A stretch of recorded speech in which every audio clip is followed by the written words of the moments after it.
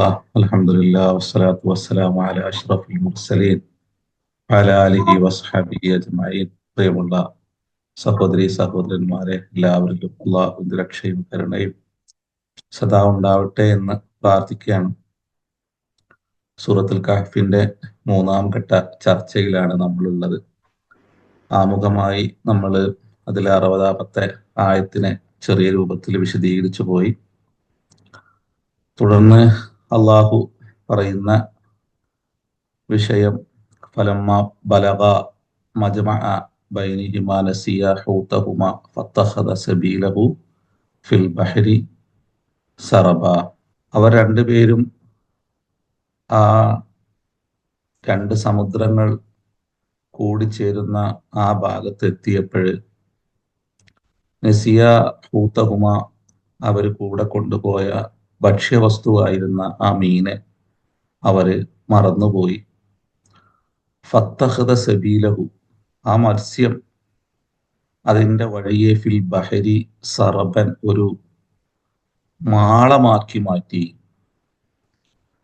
ഇപ്പൊ ഇവിടെ അള്ളാഹു മൂസാ നബിയും ഭൃത്യൻ യൂഷ അലൈഹിസ്സലാമും വിജ്ഞാനം തേടിക്കൊണ്ടുള്ള യാത്രയിൽ അവര് പുറപ്പെടുകയും ഭൂമിയിൽ നമ്മൾ പറഞ്ഞതുപോലെ മൂസാ നബിയേക്കാളും അള്ളാഹുവിൽ നിന്നും പ്രത്യേക ജ്ഞാനം ലഭിച്ച ഒരു മഹാമനുഷ്യനെ തേടിക്കൊണ്ട് പോകുന്ന യാത്രയിൽ അവരുടെ വിശപ്പകറ്റാൻ ആവശ്യമായ ചില വസ്തുക്കൾ അവര് കൂടെ കൊണ്ടുപോയി. അതിൽ ഒരു കൊട്ടയിൽ അവര് ഒരു ഹൂത്ത് എന്നുള്ളതിനെ മുഫസ്സിരീങ്ങൾ വ്യാഖ്യാനിക്കുന്നത് അത് വേവിച്ച ഒരു മത്സ്യം അവരുടെ കയ്യിൽ പിടിച്ചിരുന്നു. ചുട്ട് പൊള്ളിച്ച ഒരു മത്സ്യം അവരുടെ കയ്യിൽ അവർ സൂക്ഷിച്ചിരുന്നു.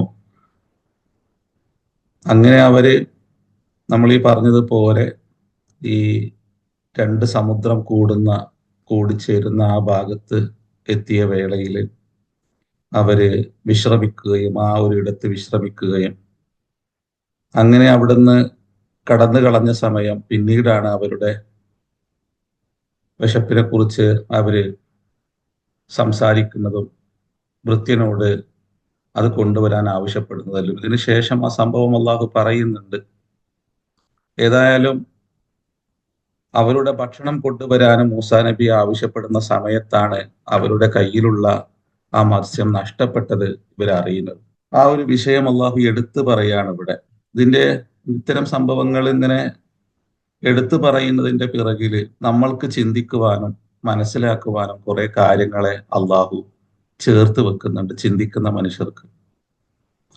വളരെ ലളിതമായ വിഷയങ്ങളാണ് ആ യാത്രയിൽ സംഭവിക്കുന്ന ചില വിഷയങ്ങളെ അതിൻ്റെ കൂടെ അള്ളാഹു ചേർത്ത് പറഞ്ഞ് നമ്മളെ ചില കാര്യങ്ങളെ നന്നായി ബോധ്യപ്പെടുത്താൻ അള്ളാഹു ഇത്തരം വിഷയങ്ങൾ ഉദ്ധരിക്കുന്നതിലൂടെ അള്ളാഹു ഉദ്ദേശിക്കുന്നുണ്ട്. ഇവിടെ നമ്മൾ മേലെ പറഞ്ഞ ആയത്തില് വിട്ടുപോയ ഒരു സംഭവം കൂടി പറഞ്ഞ് ഇതിന്റെ വിശദീകരണത്തിലേക്ക് നമുക്ക് വരാം.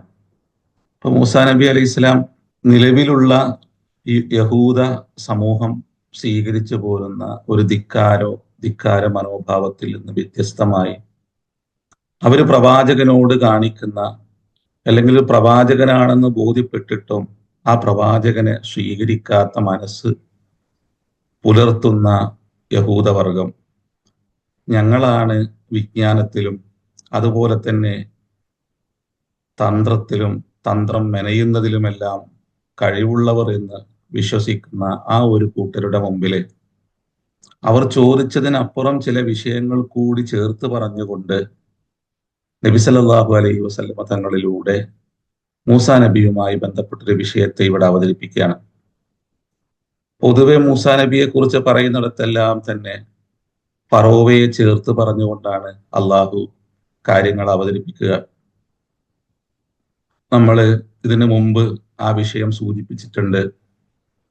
അഥവാ ഇവിടെ നമ്മൾ ഇത് പറഞ്ഞു പോകുമ്പോൾ നമ്മുടെ ചിന്തയിലൂടെ മറിയുന്ന ഒരു വിഷയം എന്താണെന്ന് വെച്ചാൽ, ഇതെല്ലാം ഒരു കാലഘട്ടത്തിൽ നടന്നു പോയ ഒരു വിഷയമാണ്. ഏതോ ഒരു കാലഘട്ടത്തെക്കുറിച്ച് നമ്മൾ സംസാരിക്കുകയാണ്. ഏതോ ചില ആ, വിഷയങ്ങളെ കുറിച്ചെല്ലാം നമ്മളിങ്ങനെ കഥകൾ പറഞ്ഞു പോവുകയാണ് എന്ന രൂപത്തിലാണ് നമ്മൾ ഈ കാര്യങ്ങളെല്ലാം കേൾക്കുകയും വിലയിരുത്തുകയും ചെയ്യുക. മൂസാ നബിയുടെ കഥ പറഞ്ഞു തരാം എന്നാണ് നമ്മൾ പറയുക. മൂസാ നബിയുടെ കഥ എന്നുള്ളതാണ് നമ്മൾ പറയുക. എന്നാൽ അത്തരം പ്രയോഗങ്ങൾക്കൊന്നും തന്നെ ഇവിടെ സ്ഥാനമില്ല എന്നും ഇതെല്ലാം ഒരു ചരിത്ര സംഭവങ്ങളാണെന്നും അത് ഏതെങ്കിലും ഒരു കെട്ടുകഥയുടെ ഭാഗമല്ല എന്നും അതിൽ ഉപയോഗിക്കുന്ന വാക്കുകളെ സൂക്ഷ്മമായിട്ട് വിലയിരുത്തിയാൽ നമ്മൾ ഉപയോഗിക്കുന്ന വാക്കുകൾ, നമ്മൾ പ്രയോഗിക്കുന്ന ചില പദങ്ങൾ അത് എത്രമാത്രം ശരിയാണ് എന്നെല്ലാം അള്ളാഹു നമ്മളെ ബോധ്യപ്പെടുത്തുന്നുണ്ട്. മുന്നോട്ട് മുന്നോട്ട് പോകുമ്പോൾ വരുന്ന വാക്കുകളെ സൂക്ഷിച്ചാൽ നമുക്കത് മനസ്സിലാവും. അപ്പോ അവര് ചോദിച്ച ചോദ്യങ്ങൾക്ക് മാത്രമല്ല ഈ ഉത്തരം നൽകുന്നത്, അതിനപ്പുറം അവരുടെ ധിക്കാര മനോഭാവത്തെ കൂടി തകർക്കുന്ന രൂപത്തിലുള്ള, അവർക്ക് കൂടി നല്ല അടി കൊടുക്കുന്ന രൂപത്തിലുള്ള വിഷയങ്ങൾ കൂടി അള്ളാഹു സൂചിപ്പിച്ച്, നിങ്ങൾ ഏതൊരു പ്രവാചകനെ കുറിച്ചാണോ അഹങ്കരിക്കുന്നത്, ഏതൊരു പ്രവാചകനെ കുറിച്ചാണോ നിങ്ങൾ പുകഴ്ത്തി പറയുന്നത്, ആ പ്രവാചകൻ നിങ്ങളെപ്പോലെയായിരുന്നില്ല. വാസ്തവത്തിൽ നിങ്ങൾ ആ പ്രവാചകന്റെ പാത പിൻപറ്റേണ്ടവരല്ലേ, ആ പ്രവാചകനെ നിങ്ങൾ പൂർണ്ണമായി അനുസരിക്കേണ്ടവരല്ലേ എന്ന് അള്ളാഹു പറയാണ്. ഇവിടെ ഓരോ വാക്കിലും ഒരു താഴ്മയുള്ള, വിനയമുള്ള, വിനയാന്വിതനായ ഒരു പ്രവാചകന്റെ മനസ്സിനെയും ജീവിതത്തെയും അള്ളാഹു ചേർത്ത് പറയുന്നുണ്ട്. യൂഷ നബി അലൈഹി ഇസ്ലാം വാസ്തവത്തില് പിന്നെ അള്ളാഹു മറ്റൊരിടത്ത് പറയുന്നത് പോലെ ഖാല റജുലാനി മിനല്ലദീന യഖാഫൂന അൻഅമല്ലാഹു അലൈഹിമ ഉദ്ഖുലു അലൈഹിമുൽ ബാബ ഫഇദാ ദഖൽതുമൂഹു ഫഇന്നകും ഗാലിബൂൻ. ഇവിടെ രണ്ട് പിന്നെ അവർക്ക് അവരുടെ വാക്തത്വ ഭൂമിയിൽ പ്രവേശിക്കാൻ വേണ്ടിയിട്ട് മൂസാ നബി അലൈഹി ഇസ്ലാം യഹൂദ സമൂഹത്തോട്, യഹൂദികളോട്, അല്ലെങ്കിൽ പിന്നെ മൂസാ നബിയുടെ സമൂഹത്തോട് പറയുമ്പോൾ അവര് അതിന് വിമുഖത കാണിച്ച് നിൽക്കുമ്പോൾ രണ്ട് വ്യക്തികൾ എഴുന്നേറ്റ് നിന്നുകൊണ്ട് അവരോട് പ്രവേശിക്കാൻ ആവശ്യപ്പെടുന്നുണ്ട്. ആ പറഞ്ഞ അള്ളാഹു പറയുന്നത് തന്നെ ഖാല റജുലാനി മിനല്ലദീന യഖാഫൂന, അള്ളാഹുവിനെ ഭയപ്പെടുന്നവരിൽപ്പെട്ട രണ്ട് വ്യക്തികൾ എഴുന്നേറ്റ് നിന്നുകൊണ്ട് ഇസ്രായേലികളോട് പറഞ്ഞു, നിങ്ങൾ പ്രവേശിച്ചു കൊള്ളുക, നിങ്ങൾ അങ്ങനെ പ്രവേശിക്കുകയാണെങ്കിൽ നിങ്ങൾക്ക് വിജയം ലഭിക്കുള്ളൂ എന്ന് പറഞ്ഞ അള്ളാഹുവിനെ ഭയപ്പെട്ട ആ സമൂഹത്തിൽ പടച്ചോനെ ഏറ്റവും നന്നായിട്ട് മനസ്സിലാക്കി ഭയപ്പെട്ട് കീഴ്പ്പെട്ട രണ്ട് വ്യക്തികളിൽ ഒരാളാണ് യൂഷ നബി അലൈഹി ഇസ്ലാം. അപ്പൊ ഈ പ്രവാചകനെ ചേർത്ത് പറയുന്നതിൽ കുറെ പ്രത്യേകതകളുണ്ട്. ഇനി മുന്നോട്ട് പോകുമ്പോഴേ എങ്ങനെയൊക്കെയാണ് ആ പടച്ചോനോടുള്ള ഭയത്തെ എങ്ങനെയാണ് പ്രകടിപ്പിക്കുന്നതെന്നും അദ്ദേഹത്തിന്റെ പ്രയോഗങ്ങള് എങ്ങനെയാണ് അദ്ദേഹവും തന്റെ ഗുരുവിനോട് ഏത് രൂപത്തിലെല്ലാമുള്ള മര്യാദകളും അതുപോലെ തന്നെ ഭക്തിയുമെല്ലാം പ്രകടിപ്പിക്കുന്നുണ്ട് എന്ന് ഇനി അങ്ങോട്ട് പോകുമ്പോൾ നമുക്ക് കാണാൻ പറ്റും. അപ്പൊ ഇവിടെ ഓരോ സംഭവങ്ങളും പറയുമ്പോൾ ഇദ്ദേഹത്തെ കൂടി എടുത്തു പറയുന്നത് അദ്ദേഹത്തിന്റെ പ്രത്യേകതകൾ നമ്മൾ വരികളിൽ മനസ്സിലാക്കാൻ വേണ്ടിയിട്ടാണ്. അപ്പോ ഈ പറഞ്ഞ ആയത്തിൽ തന്നെ യൂഷ നബി അലൈഹി ഇസ്ലാമിന്റെ പ്രത്യേകതകളെ പിന്നീട് മുഫസ്സിരീങ്ങൾ വ്യാഖ്യാനിക്കുന്നുണ്ട്. അദ്ദേഹത്തിന്റെ പിന്നെ പ്രത്യേകതകൾ എന്തൊക്കെയാണ് എന്ന്. ഖാല റജുലാനി മിനല്ലദീന യഖാഫൂന, ആ കൂട്ടത്തില് അള്ളാനെ ഭയപ്പെടുന്ന രണ്ട് പേരിൽ ഒരാളാണ് യൂഷ നബി അലൈഹി ഇസ്ലാം എന്നും, അദ്ദേഹം ഒരു പ്രവാചകനോട്, തന്റെ ഗുരുവിനോട് ഏതെല്ലാം തരത്തിലുള്ള ഭക്തിയും വിനയവും പ്രകടിപ്പിച്ചു എന്നെല്ലാം അവിടെ സൂചിപ്പിക്കുന്നുണ്ട്. ഈ പറഞ്ഞ ആയത്തിൽ വിശദീകരിച്ചു പോകുന്നുണ്ട്. അപ്പോ ഇവിടെ മൂസാ നബി അലൈഹി ഇസ്ലാമും യൂഷ നബി അലൈഹി ഇസ്ലാമും ആ സമുദ്ര തീരത്തിലൂടെ അള്ളാഹു വിശേഷിപ്പിച്ച, അള്ളാഹു ബോധ്യപ്പെടുത്തിയ ആ മഹാമനുഷ്യനെ തേടിക്കൊണ്ട് നടക്കുകയും അങ്ങനെ അവര് ആ കടലിടുക്കിൽ എത്തുകയും ആ എത്തിയ സമയം അവിടുന്ന് വിശ്രമിച്ച് കടന്നു പോകുന്ന സമയത്താണ് അവര് അവരുടെ ഭക്ഷണത്തെക്കുറിച്ച് ആലോചിക്കുന്നതും ഭക്ഷണം കൊണ്ടുവരാൻ പിന്നെ യൂസുഫ് നബിയോട് ആവശ്യപ്പെടുന്നതും ആ സമയം അവർക്ക് അവരുടെ കയ്യിൽ നിന്ന് നഷ്ടപ്പെട്ടു പോയ ആ മത്സ്യത്തെക്കുറിച്ച് ഓർക്കുന്നതുമെല്ലാം ചെയ്യുന്നത്.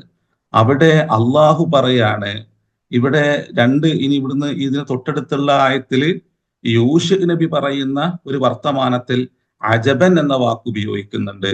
അത് യൂസുഫ് നബി അലൈഹി ഇസ്ലാമിന്റെ പ്രയോഗമാണ്.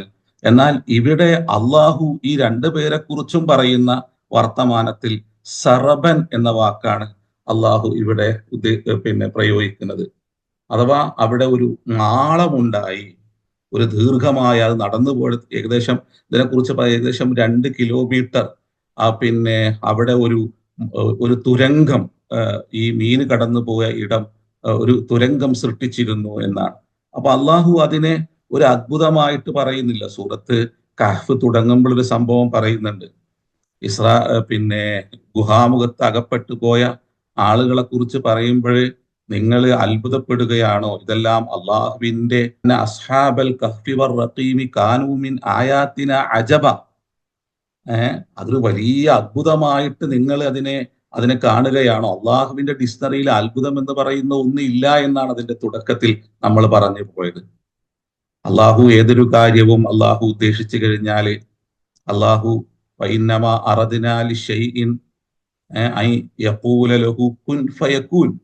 നമ്മൾ കാര്യം അങ്ങ് ഉദ്ദേശിച്ചു കഴിഞ്ഞാൽ മനുഷ്യനാണ് അത്ഭുതം എന്നുള്ളത്. കാരണം അവൻ ദുർബലനാണ്, അവന് ദുർബല സൃഷ്ടിയാണ്. അതുകൊണ്ട് അവന്റെ മുമ്പിൽ അവന്റെ ചിന്തയെ ഭ്രംശനം കൊള്ളിപ്പിക്കുന്ന ഏതൊന്നും അവന്റെ മുമ്പിൽ മഹാ അത്ഭുതമാണ്. എന്നാൽ അള്ളാഹുവിനെ സംബന്ധിച്ചിടത്തോളം ഇതൊന്നും അത്ഭുതമല്ല. അതിന്റെ തുടക്കത്തിൽ പറഞ്ഞു പോകുന്നുണ്ട്, ഇന്ന അസ്ഹാബൽ കഹ്ഫി വറഖീമി മിൻ ആയാത്തിന അജബ. അപ്പൊ തുടക്കത്തിൽ തന്നെ അള്ളാഹു ഇത് നമ്മളെ സംബന്ധിച്ചിടത്തോളം, ഞാൻ ഇത് പറയണത് എന്താന്ന് വെച്ചാല്, നമ്മളിപ്പോ ഒരു മത്സ്യം അവരുടെ പാത്രത്തിൽ നിന്നും ചാടിപ്പോയ ഇടം അതൊരു തുരങ്കമായി മാറി എന്നെല്ലാം നമ്മൾ ഇന്ന് വായിക്കുകയാണ്, കാലങ്ങളായിട്ട് വായിച്ചുകൊണ്ടിരിക്കുകയാണ്. ഇമാം അബുൽ ഹസൻ അലി നദവി ഇതിനെക്കുറിച്ചെല്ലാം മനോഹരമായിട്ട് പറഞ്ഞു പോകുന്നുണ്ട്. ആ ഭാഗം നമ്മൾ ശേഷം വരുന്ന ചില ആയത്തുകളുമായിട്ട് ചേർത്ത് പറയുന്നുണ്ട്. അപ്പൊ നമ്മൾ പുതിയ ലോകത്ത് ഇതെല്ലാം വായിക്കുകയാണ്. അപ്പോ നമ്മളും ഒരു യൂസുഫ് നബി പറഞ്ഞതുപോലെയുള്ള വാക്കുകളിൽ നമ്മൾ പ്രയോഗിക്കുകയോ അല്ലെങ്കിൽ ഇതിനെല്ലാം തന്നെ ഒരു കഥകളായി മാത്രം നമ്മൾ കാണുകയോ ചെയ്യുന്നുണ്ട്. അപ്പോ അങ്ങനെ കാണുന്ന ഒരു സമൂഹമാണ് നമ്മൾ. ഇതിന് തുടക്കത്തിൽ തന്നെ അള്ളാഹു ഇതൊന്നും അള്ളാഹിനെ സംബന്ധിച്ചിടത്തോളം ഒരു അത്ഭുതമുള്ള കാര്യമല്ല എന്ന് പറഞ്ഞു വെച്ചിട്ടുണ്ട് എന്നാണ് ഞാൻ പറയുന്നത്. ഇതെല്ലാം നിങ്ങൾ ഒരു മഹാ അത്ഭുതമായിട്ട് കാണുകയാണോ? അള്ളാഹിന്റെ അടുക്കൽ ഇതൊന്നുമില്ല, അല്ലെ? മരണാനന്തര ജീവിതത്തെക്കുറിച്ച് മനുഷ്യന് പറയുന്നിടത്ത് മനുഷ്യന് സത്യം ചെയ്ത് പറയുന്നു, അഖ്സമു ബില്ലാഹി ജഹദ ഐമാനിഹിം ലാ യബഅസുല്ലാഹു മൻ യമൂത് ബലാ ബഅദൻ അലൈഹി ഹഖ്ഖ വലാകിന്ന അക്സറന്നാസി ലാ യഅലമൂൻ. അല്ലാഹു പറയുന്നുണ്ട്, അല്ലേ? ലിയുബയ്യിന ലഹുമുല്ലദീ യഖ്തലിഫൂന ഫീഹി വലിയഅലമല്ലദീന കഫറു അന്നഹും കാനൂ കാദിബീൻ. കാരണം അമ്പിയാക്കന്മാർ പറയുന്ന, അല്ലെങ്കിൽ അള്ളാഹുവിൽ നിന്നും വഹി സ്വീകരിച്ച് ബോധനം സ്വീകരിച്ച് മനുഷ്യ കുടുംബത്തോട് അമ്പിയാക്കന്മാർ പറയുന്ന കാര്യങ്ങളെല്ലാം തന്നെ ഒരു തമാശയായി അല്ലെങ്കിൽ ഒരിക്കലും നടക്കാത്ത അസംഭവ്യമായ കാര്യമായി മാത്രം കാണുന്ന മനുഷ്യനോട് അള്ളാഹു വളരെ ശക്തമായ പ്രയോഗങ്ങൾ നടത്തിക്കൊണ്ട് ആ വിഷയം നാം സത്യമായി പുലർത്തുമെന്ന് പറയുന്നുണ്ട്. ലിയുബയ്യിന ലഹുമുല്ലദീ യഖ്തലിഫൂന ഫീഹി. അതിൽ അഭിപ്രായ വ്യത്യാസത്തിലായ ആളുകൾക്ക് നാം അത് ബോധ്യപ്പെടുത്തി കൊടുക്കാൻ. വലിയ അലമല്ലദീന കഫറു അന്നഹും കാനൂ കാദിബീൻ. നിഷേധികളായ ആളുകൾക്ക് ആളുകൾക്ക് അവർ കളവ് പറഞ്ഞിരുന്നു എന്ന് ധൈര്യപ്പെടുത്തുവാനും നാം ആ ലോകം കൊണ്ടുവരും എന്ന് പറഞ്ഞിട്ട് അള്ളാഹു പറയുന്നുണ്ട്, വഇന്നമാ ഖൗലുനാ ലിശൈഇൻ ഇദാ അറദ്നാഹു അൻ നഖൂല ലഹു കുൻ ഫയകൂൻ. പക്ഷെ നമ്മെ സംബന്ധിച്ചിടത്തോളം ഒരു കാര്യം ഉണ്ടാവണമെന്നങ്ങ് പറഞ്ഞാൽ, ആ വചനം അങ്ങ് പുറപ്പെട്ടു കഴിഞ്ഞാൽ, ആ വചനം അങ്ങ് സംഭവിച്ചു കഴിഞ്ഞാൽ അതങ്ങ് ഉണ്ടാകുക തന്നെ ചെയ്യും.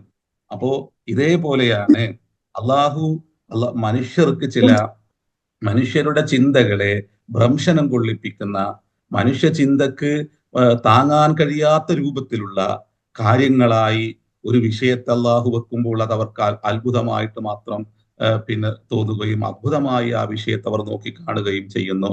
അപ്പൊ ഇവിടെ അവര് ഫലമ്മാ ബലഗ, മൂസാ നബിയും ഭൃത്യനായ യൂഷ നബിയും മജ്മഅ ബൈനിഹിമ, അത് ആ ഒരു സമുദ്രം കൂടിച്ചേരുന്ന ഇടത്ത് അവർ രണ്ടുപേരും എത്തിയപ്പോൾ നസിയാ ഹൂതഹുമ, അവരുടെ ഭക്ഷ്യവസ്തുവായ ആ മത്സ്യത്തെ അവർ മറന്നുപോയി. പക്ഷേ ആ പിന്നെ പാത്രത്തിൽ നിന്നും അവർ കൊണ്ടുപോയ ആ മത്സ്യം ചാടിപ്പോയ ആ ഭാഗം ഒരു ഗർത്തത്തിന് സമാനമായ ഒരു വെള്ളത്തിൽ അത് സൃഷ്ടിക്കുകയും ചെയ്തു. അപ്പൊ ഇവിടെ ഞാൻ ഈ പറഞ്ഞതുപോലെ അള്ളാഹു സർബൻ എന്ന വാക്ക് ഉപയോഗിക്കുകയും തുടർന്നുള്ള ആയത്തില് യൂസുഫ് നബി അലൈഹി സ്വലാം അതിനെ അത്ഭുതമായി നോക്കിക്കാണുകയും ചെയ്യുന്ന ഒരു പിന്നെ അവസ്ഥയെ അള്ളാഹു എടുത്തു കാണിക്കുന്നു. ഫലമ്മ ജാവസ, അങ്ങനെ അവർ മറന്നു, അങ്ങനെ ആ ഇടം അവർ വിട്ടുകടന്നു. ഖാലലി ഫത്താഹു, ആ സമയത്ത് മൂസാ നബി തന്റെ ഭൃത്യനോട്, ശിഷ്യനോട് പറയുകയാണ്, ആത്തിന വദാഅന, നമ്മുടെ ആ ഭക്ഷ്യവസ്തു കൊണ്ടുവരൂ. ലഖദ് ലഖീനാ മിൻ സഫരിന ഹാദാ നസ്വബ, നമ്മൾ ഈ യാത്രയിൽ വല്ലാതെ ക്ഷീണിച്ചു പോയിട്ടുണ്ട്, വല്ലാത്ത വിശപ്പുണ്ട്, അതുകൊണ്ട് നിങ്ങൾ ആ പിന്നെ ഭക്ഷ്യവസ്തു, നമ്മുടെ ഭക്ഷണം ഇങ്ങ് കൊണ്ടുവരൂ. കാല, ആ സമയത്താണ് യൂസുഫ് നബി അലൈഹിസ്സലാം പറയുന്നത്, അറഅയ്ത ഇത് അവൈന ഇല സഹ്റത്തി, നമ്മള് ആ പാറക്ക് മുകളില് നമ്മൾ കുറച്ച് സമയം വിശ്രമിച്ചല്ലോ, നമ്മൾ എത്തിപ്പെട്ടല്ലോ, അങ്ങനെ അവിടെ നമ്മൾ വിശ്രമിച്ചല്ലോ. ആ സമയം ഫഇന്നി നസീതുൽ ഹൂത, ഞാന് ആ മത്സ്യത്തെ മറന്നു. ഒമാ അൻസാനീഹു ഇല്ല ശൈത്വാനു, പിശാചാണ് എന്നത് മറപ്പിച്ചത്. അൻ അദ്കുറഹു, അങ്ങയെ അത് ഓർമ്മിപ്പിക്കാൻ. കാരണം എൻ്റെ കയ്യിലുള്ള ഈ പാത്രത്തിൽ നിന്നും ഈ കൊട്ടയിൽ നിന്നും ആ മത്സ്യം ആ സമയം പിന്നെ വെള്ളത്തിലേക്ക് ചാടിപ്പോയിരുന്നു. അത് നിങ്ങളെ ഓർമ്മിപ്പിക്കാൻ ഞാൻ മറന്നു. വത്തഖദ സബീലഹു ഫിൽ ബഹരി അജബൻ, സമുദ്രത്തിൽ അത് ഒരു അത്ഭുതം സൃഷ്ടിക്കുകയും ചെയ്തു. അപ്പൊ ഇവിടെ രണ്ട് പ്രയോഗങ്ങൾ നടക്കുന്നു. ഒന്ന്, അള്ളാഹു അതിനെ പറയുമ്പോൾ സർബൻ എന്ന വാക്കും, അവിടെ നടന്ന ആ സംഭവത്തെ പിന്നീട് യൂസുഫ് നബി അലൈഹി സ്വലാം എടുത്തുദ്ധരിക്കുമ്പോൾ അതിനെ അജബൻ എന്ന വാക്കുകൊണ്ടും അള്ളാഹു ഇവിടെ പിന്നെ നമുക്ക് പറഞ്ഞു തരുന്നു. എന്നാൽ അള്ളാഹു സൃഷ്ടിക്കുന്ന ഏതൊന്നും അത് അള്ളാഹുവിനെ സംബന്ധിച്ചിടത്തോളം അത് വളരെ നിസാരമായ കാര്യമാണ്. അത് നോക്കിക്കാണുന്ന മനുഷ്യൻ, ദുർബലനായ മനുഷ്യൻ, ഏത് കാര്യവും ഇത്തരത്തിലുള്ള അവന് സാധ്യമാകാത്ത ഏതൊന്നും അദ്ഭുതമായി അവൻ കാണുകയും അതിനെ അത്തരം പ്രയോഗങ്ങളെ കൊണ്ട് അതിനെ വ്യാഖ്യാനിക്കുകയും ചെയ്യുന്നവനാണ് മനുഷ്യനെ. എന്നാൽ അള്ളാഹുവിനെ സംബന്ധിച്ചിടത്തോളം അതൊന്നും ഒരു അദ്ഭുതമായ കാര്യമല്ല എന്ന് അള്ളാഹു ഇതിന്റെ തുടക്കത്തിലേ പറഞ്ഞു വെക്കുകയും അതിലേക്ക് നമ്മളെ നിരന്തരം തിരിച്ചു കൊണ്ടുപോയി അള്ളാഹുവിന്റെ മഹാ അളമത്തിനെ, മഹാഗാംഭീര്യത്തെ, അള്ളാഹുവിന്റെ കഴിവുകളെ, അള്ളാഹുവിന്റെ മഷീഅത്തിനെ, അള്ളാഹുവിന്റെ ഇറാദത്തിനെ, അള്ളാഹുവിന്റെ ഹൽക്കിനെ, അള്ളാഹുവിന്റെ മുൽക്കിനെ, അള്ളാഹുവിന്റെ സ്വൽത്തനത്തിനെ എല്ലാം തന്നെ അള്ളാഹു ഇതിലൂടെ ബോധ്യപ്പെടുത്തി കൊടുക്കുകയാണ് മനുഷ്യർക്ക് ചെയ്യുന്നത്. അപ്പോ പടച്ചോനെ കുറിച്ച് വെറുതെ അങ്ങ് പറയുകയല്ല, സൃഷ്ടാവുണ്ട് എന്ന് പറയുന്നതിനപ്പുറം ആ സൃഷ്ടാവിന്റെ മഹത്വത്തെ ബോധ്യപ്പെടാൻ വേണ്ടി കൂടി അള്ളാഹു ഇത്തരം കാര്യങ്ങളെ പറഞ്ഞു തരുന്നതിലൂടെ പുതിയ ലോകത്ത് ജീവിക്കുന്ന, മൂസാ നബിക്ക് ശേഷം ജീവിക്കുന്ന നമ്മെ സംബന്ധിച്ചിടത്തോളം ഇത് വീണ്ടും വീണ്ടും ഈ സംഭവങ്ങളെ കേൾക്കുന്ന ഓരോ മനുഷ്യരും, അത് അന്ത്യനാൾ വരേക്കുമുള്ള മനുഷ്യർക്ക് അവർ തന്നെ സ്വയം ഇഅ്തിറാഫ് ചെയ്യുന്ന ഒരു മഹാശക്തിയുടെ ഗാംഭീര്യത്തെ ബോധ്യപ്പെടുവാനും ആ ശക്തിയുടെ മഹത്വത്തെ തിരിച്ചറിയുവാനും ഇത്തരം എടുത്തു പറയലിലൂടെ അള്ളാഹു നടത്തുന്നുണ്ട്, അള്ളാഹു ബോധ്യപ്പെടുത്തുന്നുണ്ട്. അള്ളാഹുവിനെ കുറിച്ച് നിങ്ങൾ വെറുതെ ഇങ്ങനെ പറഞ്ഞു പോകേണ്ടവനല്ല ആ ശക്തി. ഞാൻ പറഞ്ഞല്ലോ, ഇതിലിപ്പോ നമ്മൾ വായിക്കുമ്പോ എന്താ ഇതിലുള്ളത്? മാം ഷാറാബി പറയുന്നത് പോലെ ഇതെല്ലാം ഇങ്ങനെ ഊറിപ്പോകുമ്പോൾ നമുക്ക് അവിടെ നടന്ന ചെറിയ ചെറിയ സംഭവങ്ങളാണല്ലോ. ഈ സംഭവങ്ങൾ നമുക്ക് എന്താണ് പാഠമുള്ളത്? അതിന് ശേഷം അത് കേൾക്കുന്ന, അത് വായിക്കുന്ന മനുഷ്യർക്ക് എന്ത് പാഠമാണുള്ളത്? ഇവിടെ കുറേ വിഷയങ്ങൾ ഇതിലൂടെ പറഞ്ഞു പോകുന്നുണ്ട് അല്ലേ? ഫലമ്മ ജാവസ ഖാലലി ഫതാഹു ആതിന വദാഅന, ലഖദ് ലഖീനാ മിൻ സഫരിനാ ഹാദാ നസബ. ഇവിടെ നമ്മൾ എന്നൊരു പ്രയോഗം നടത്തുകയാണ്. എനിക്ക് പിന്നെ വിശപ്പ് ഉണ്ട്, അതിനാൽ അത് ഇന്ന് കൊണ്ടുവരൂ എന്നല്ല മൂസാ നബി അലൈഹി സ്വലാം പറയുന്നത്. തന്റെ കൂടെയുള്ള തന്റെ വ്യക്തിയെ പരിഗണിക്കുന്നു. ഒരു നായകൻ എങ്ങനെയായിരിക്കണം തന്റെ സമൂഹത്തോട് പെരുമാറേണ്ടത് എന്നുള്ള മഹാപാഠം ഇതിലുണ്ട്. ഞാനതാ പറയുന്നത്, ഇത്തരം സംഭവങ്ങളിലും പറഞ്ഞു പോകുമ്പോൾ ഇവിടെ ഉപയോഗിക്കുന്ന വാക്കിൻ്റെ ഉള്ളിൽ ഒരു പ്രവാചകനെ അള്ളാഹു എടുത്തു പറയുമ്പോൾ, ഒരു പ്രവാചകനെയും ആ പ്രവാചകന്റെ കൂടെയുള്ള വ്യക്തിയെയും അള്ളാഹു ചേർത്ത് പറയുമ്പോൾ, ആ പ്രവാചകൻ ആ വഴിയിൽ സ്വീകരിക്കുന്ന മാന്യമായ സമീപനങ്ങൾ, അതുപോലെ തന്നെ ഒരു നായകൻ സ്വീകരിക്കേണ്ട മാന്യമായ സമീപനങ്ങളും പ്രയോഗങ്ങളും എങ്ങനെയായിരിക്കണം എന്നെല്ലാം ഇതിൽ അള്ളാഹു ചേർത്ത് വെക്കുന്നുണ്ട്. ഇത് വെറുതെ ഒരു വാക്കുകൾ ഉപയോഗിച്ച് അങ്ങനെ പറഞ്ഞു പോകുകയല്ല ചെയ്യുന്നത്. അപ്പൊ ഇതിൽ ഗൗരവമുള്ള കാര്യങ്ങളുണ്ട്. ഇതൊരു കഥയായി കേൾക്കേണ്ടതല്ല.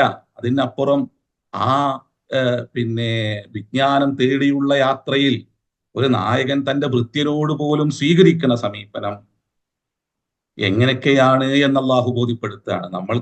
എനിക്ക് വിശന്നിട്ട് വയ്യ, നീ അതിന് കൊണ്ടുപോവാ, ഞാൻ കഴിക്കട്ടെ എന്ന ഒരു പിന്നെ ഒരു എന്താ പറയാ ഒരു യജമാനന്റെ സ്വരമല്ല മൂസാ നബി അലൈഹി ഇസ്ലാം ഇവിടെ പ്രകടിപ്പിക്കുന്നത്. ഒരു നായകൻ എങ്ങനെയായിരിക്കണം, തന്റെ പ്രജകളോട് ഏത് രൂപത്തിലുള്ള സമീപനമായിരിക്കണം, തന്റെ കൂടെയുള്ളവനെ എങ്ങനെയെല്ലാം പരിഗണിക്കണം, എങ്ങനെയെല്ലാം തന്നോടൊപ്പം ചേർത്ത് പിടിക്കണം.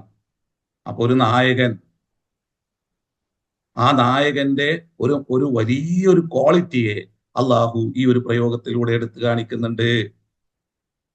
അത്തരം നമ്മുടെ കൂടെയുള്ളവനോട് അങ്ങനെ തന്റെ വേദനയോടൊപ്പം മറ്റുള്ളവന്റെ വേദനയെ, തന്റെ സന്തോഷത്തോടൊപ്പം മറ്റുള്ളവർ സന്തോഷിക്കണം എന്നുള്ള ഒരു ബോധത്തെ നിങ്ങൾ പ്രകടിപ്പിക്കുന്നുണ്ടോ? എങ്കിൽ നിങ്ങൾക്കൊരു നായക പദവി അലങ്കരിക്കുവാനുള്ള, അല്ലെങ്കിൽ ഒരു നായകനായി മാറാനുള്ള ഒരു പ്രത്യേകതകളുണ്ട് എന്ന് അല്ലാഹു പറയുന്നു. അല്ലെങ്കിൽ നിങ്ങൾ മറ്റുള്ളവന്റെ വേദനയെ, മറ്റുള്ളവനെ പരിഗണിക്കാത്തൊരു ഭാവമാണോ നിങ്ങൾക്കുള്ളതെങ്കിൽ അതൊരിക്കലും തന്നെ ഒരു നായകനായി മാറാനുള്ള ഒരു ക്വാളിറ്റി അല്ല എന്നും, നിങ്ങൾക്ക് നായകനാകാൻ നിങ്ങൾക്ക് അവകാശമില്ല എന്നും അല്ലാഹു പറഞ്ഞു വെക്കുന്നു. അപ്പൊ ഒരു നായകൻ അവൻ ആരായിരിക്കണം? ആ നായകൻ പ്രയോഗിക്കേണ്ട വാക്കുകൾ എങ്ങനെയായിരിക്കണം? ഇനി തുടർന്ന് വരുന്ന ഇതിലും അത് പ്രകടിപ്പിക്കുന്നുണ്ട് അല്ലേ. ലഖദ് ലഖീന, ഓരോന്നിലും തന്റെ കൂടെയുള്ള വ്യക്തിയെ ചേർത്ത് വെക്കുകയാണ്.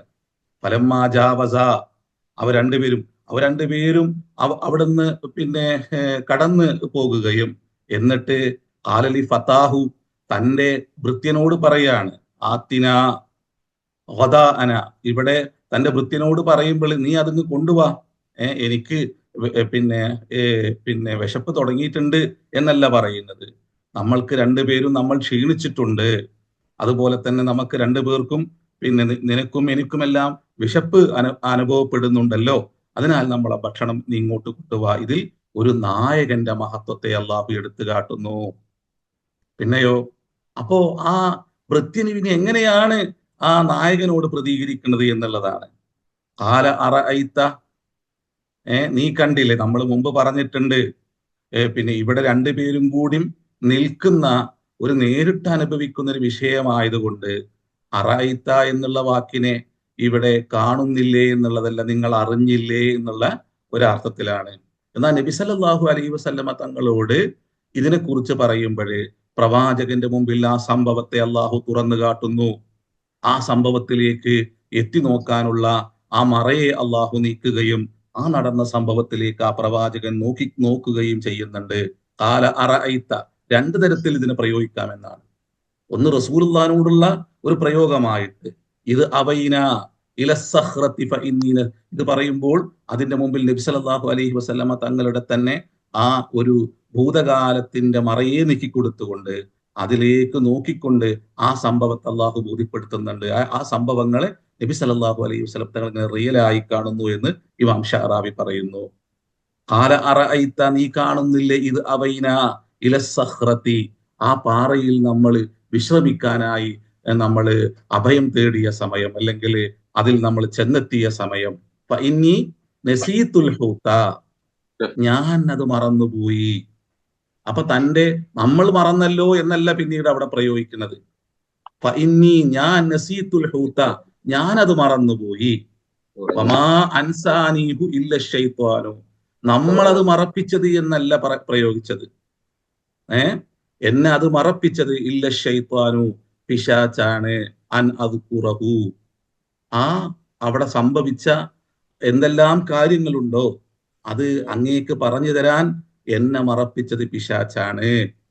വത്തഖദ സബീലഹു ഫിൽ ബഹരി അജബ, അത് ആ സമുദ്രത്തിൽ ഒരു അത്ഭുതം സൃഷ്ടിക്കുകയും ചെയ്തിട്ടുണ്ട്. അപ്പൊ ഇവിടെ ഒരു വിഷയം നടക്കുകയും അവിടെ നടന്നൊരു സംഭവത്തിന്റെ വീഴ്ചയെ ഒരു ഭൃത്യൻ തന്നിലേക്ക് മാത്രം ചേർത്ത് വെക്കുകയും തന്റെ തന്റെ ഗുരുവിനെ അതിൽ നിന്ന് ഒഴിവാക്കി വെക്കുകയും ചെയ്യുന്നു. അത് നിങ്ങളുടെ കുറ്റമല്ല, അത് എന്റേതാണ് എന്ന് പറഞ്ഞുകൊണ്ട് തന്റെ ഗുരുവിനോടുള്ള എല്ലാ ഭക്തിയെയും എല്ലാ ബഹുമാനത്തെയും ഇവിടെ ഒരു ശിഷ്യൻ ഉയർത്തിപ്പിടിക്കുന്നു. അപ്പൊ ഗുരു ശിഷ്യ ബന്ധത്തിൽ സ്വീകരിക്കേണ്ട സമീപനങ്ങൾ എന്തൊക്കെയായിരിക്കണം? കാരണം ഇവിടെ ഓൾറെഡി ഇവർ രണ്ടുപേരും വിദ്യാർത്ഥികളാണ്, മറ്റൊരാളെ തേടിക്കൊണ്ട് പുറപ്പെടുകയാണ്. അതോടൊപ്പം തന്നെ ഭൂമിയിൽ നിലവിലുള്ള മനുഷ്യരിൽ ഏറ്റവും അറിവുള്ള, അള്ളാഹുവിന്റെ നിയമത്തെക്കുറിച്ച് അറിവുള്ള, ശരീഅത്തിനെ കുറിച്ച് അറിവുള്ള ഒരു മഹാപ്രവാചകൻ, ആ പ്രവാചകനോടൊപ്പം സഞ്ചരിക്കുന്ന ഒരു ശിഷ്യൻ, ആ പ്രവാചകൻ അവിടെ തന്റെ ശിഷ്യനോട് പ്രയോഗിക്കുന്ന വാക്കുകളും തന്നെ ചേർത്ത് പിടിച്ചുകൊണ്ട് ഉപയോഗിക്കുന്ന വാക്കുകളും അതോടൊപ്പം ആ ഗുരുവിനോട് ഒരു ശിഷ്യൻ പുലർത്തുന്ന സമീപനങ്ങളെയും രണ്ട് സമീപനങ്ങളെയും അള്ളാഹു എടുത്തു പറയുന്നു. ഇതൊന്നും വെറുതെ അങ്ങ് പ്രയോഗിച്ചു പോണതല്ല. ആല അറ ഇത്ത, നീ കണ്ടില്ലേ, ഇത് അവൈന ഇലസഹ്റത്തി, നീ അറിഞ്ഞില്ലേ, ഇത് അവൈന ഇലസഹ്റത്തി, നമ്മൾ ആ പാറയിൽ എത്തിയ സമയം. ഫഇന്നി നസീതുൽ ഹൂത, ഞാന് ആ മത്സ്യത്തെ മറന്നുപോയി. വമാ അൻസാനിഹു ഇല്ല ശൈത്വാനു, പിശാചല്ലാതെ എന്നത് മറപ്പിച്ചിട്ടില്ല. അൻ അദ്കുറഹു, ആ വിഷയം അങ്ങേക്ക് ബോധ്യപ്പെടുത്തി തരുവാൻ. വത്തഖദ സബീലഹു ഫിൽ ബഹരി അജബ, അപ്പൊ വിജ്ഞാനം നുകരാൻ പോകുമ്പോ ഉണ്ടാകുന്ന പ്രതിസന്ധികൾ അവിടെ കോപിക്കാത്ത ഒരു പ്രവാചകനെ എടുത്തു കാട്ടുന്നു. തന്റെ ഭൃത്യനോട് നീ എന്തുകൊണ്ട് പറഞ്ഞില്ല എന്ന് പറഞ്ഞൊരു സംഭവത്തെ അള്ളാഹു പിന്നീട് ഇതിൽ പറയുന്നില്ല. അതിനുശേഷം ഉപയോഗിക്കുന്ന വാക്കുകളിൽ ആ പ്രവാചകന്റെ മഹത്വത്തെ വീണ്ടും അള്ളാഹു എടുത്ത് പറയുന്നുണ്ട് ഇനിയുള്ള വചനങ്ങളില്. അല്ലേ,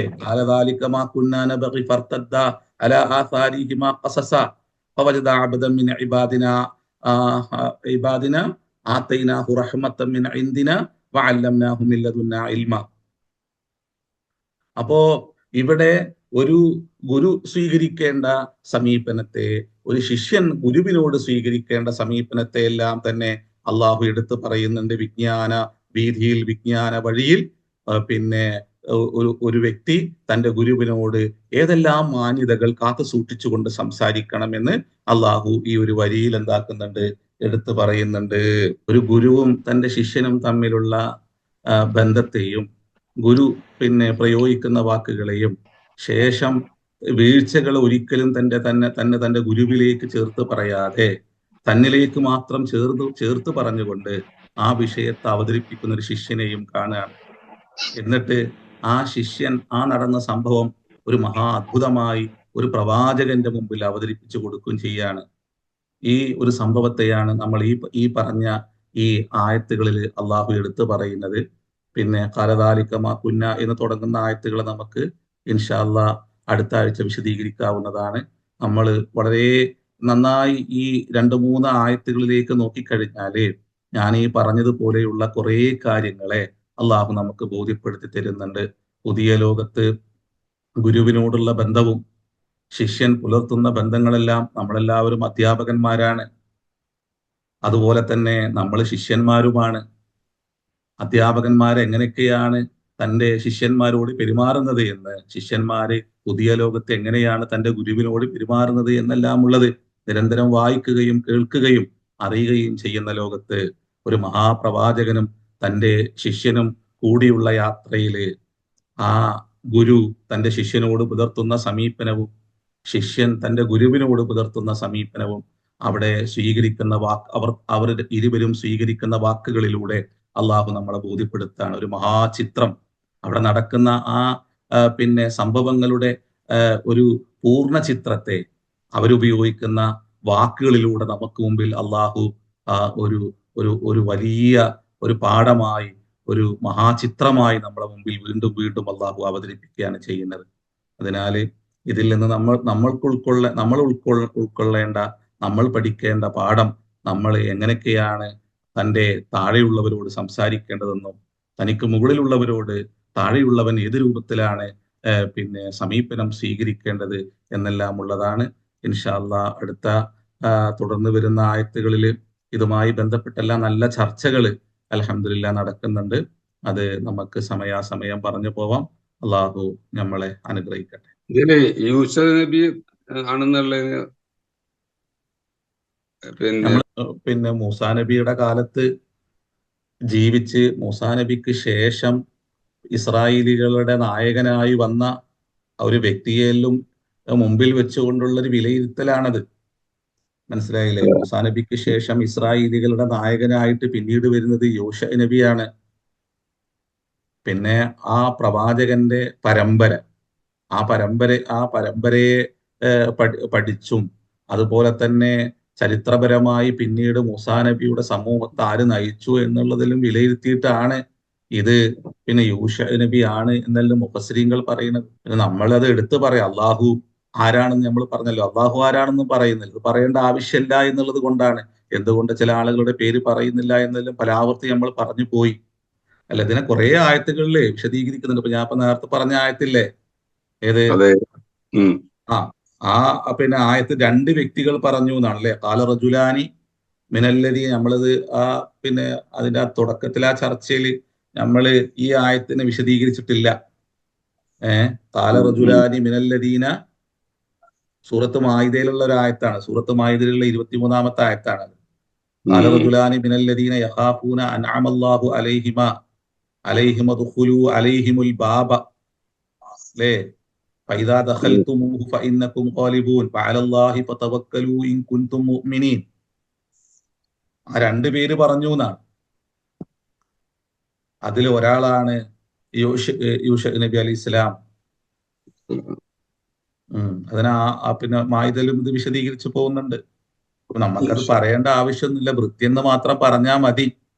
പക്ഷെ അങ്ങനെ ആ പേരെടുത്ത് പറയാത്തതിന്റെ പിന്നിലുള്ള താല്പര്യം നമ്മൾ നന്നായി ഇതിനു മുമ്പ് പറഞ്ഞു പോയിട്ടുണ്ട്. എന്തുകൊണ്ട്, ആരെല്ലാം പേര് പറയുന്നു, ആരെല്ലാം പേര് പറഞ്ഞിട്ടില്ല. എന്നാൽ ചില ആളുകളുടെ പേര് എടുത്തു പറയുന്നതിന്റെ പിറകിൽ അത് ചില നാദിറായ വളരെ അപൂർവമായി സംഭവിക്കുന്ന പിന്നെ ചില വിഷയങ്ങൾ കൊണ്ടാണ് ആ പേര്. അപ്പോ പിന്നെ നമ്മൾ അവിടെ തന്നെ വിശദീകരിച്ചിട്ടുണ്ട്. അതായത് മൂസാ നബിയുടെ ഭാര്യയെക്കുറിച്ച് ലോക മനുഷ്യർക്ക് മാതൃകയായ രണ്ട് വ്യക്തിത്വങ്ങളെ കുറിച്ച് പറയുമ്പോൾ പിന്നെ ഫറോവയുടെ പത്നി എന്ന് പറയുന്നുണ്ട്, അവിടെ പേര് പറയുന്നില്ല. അങ്ങനെ തൊട്ട് താഴെ പറയുമ്പോൾ പിന്നെ ഈസാ നബി അലി ഇസ്ലാമിന്റെ ഉമ്മയുടെ പേരെടുത്ത് പറയുന്നുണ്ട്. അപ്പൊ അവിടെ പിന്നെ ഇമാം ഷഅറാവി വിശദീകരിക്കുന്നത് എന്തുകൊണ്ട് ഇവിടെ ഈസാ നബി അലി ഇസ്ലാമിന്റെ ഉമ്മയുടെ പേരെടുത്ത് പറഞ്ഞു.